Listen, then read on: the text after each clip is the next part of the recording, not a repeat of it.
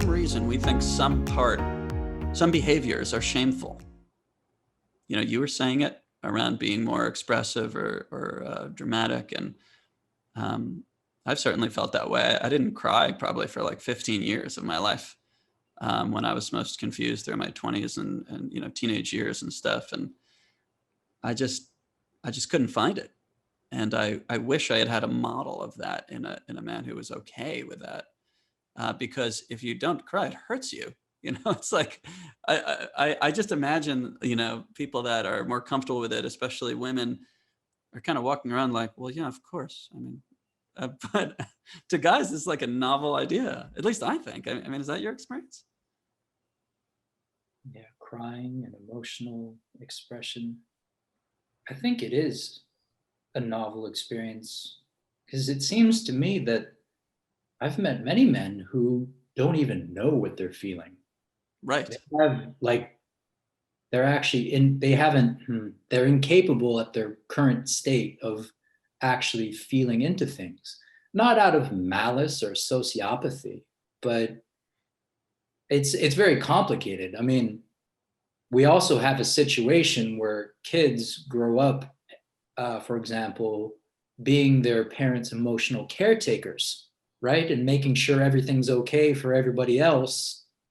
They grow up and they're used to taking care of other people, but they don't quite know what they're feeling. Mm-hmm. And without some, psychotherapy, as we know, Mm-hmm. or some kind of personal encounter with the emotions, you're right. People don't cry. It's got to come out somehow. Mm-hmm. And these unexpressed feelings and things in us will express in other ways, often in passive aggression Mm-hmm. or or dividing oneself off and sneaking away to indulge in some addiction or other non-life-giving behavior.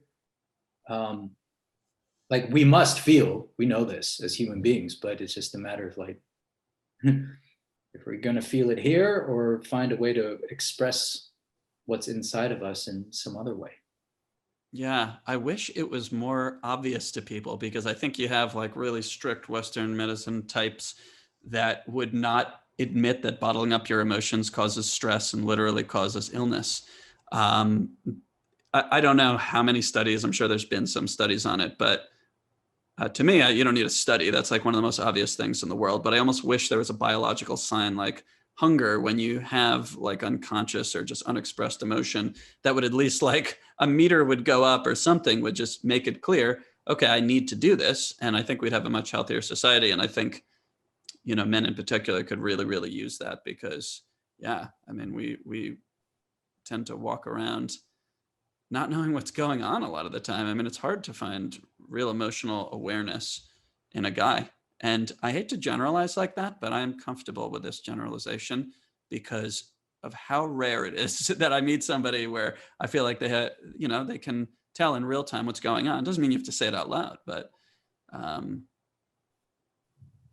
when I get close to men, I don't often find that that's accessible to them. Yeah, yeah, there's a lot of fear, I think, in many men around even feeling what they're feeling. Mm-hmm. um, I had a funny I mean, to illustrate the point, Mm-hmm. one of the guys from my men's community that I'm a part of came over to my house because we were working on a project for the business of the community, which it's like workshops and whatever. I was helping this guy with some video editing, and he came over and told me the news that one of the men in our community had died the previous night suddenly of a heart attack while taking an evening stroll with his 10-year-old daughter. Oh God, it's I horrible. mean, really beautiful man, a lifelong educator. He was only 50 years old. Mm. And I had a connection with this man. Well, the gentleman who was with me kind of mentioned, oh, yeah, this happened. And then he just went straight on into the business at hand of video editing.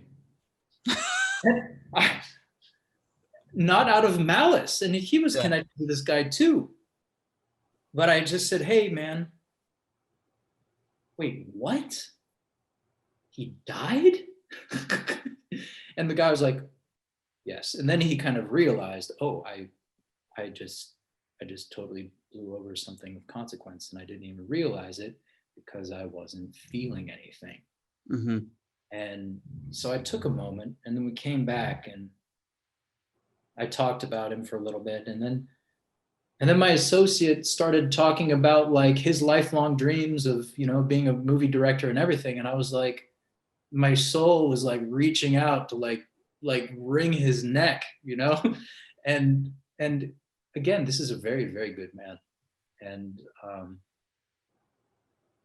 And I got a handle on myself. I didn't lash out at him, but the whole episode left me with this awareness, like, wow,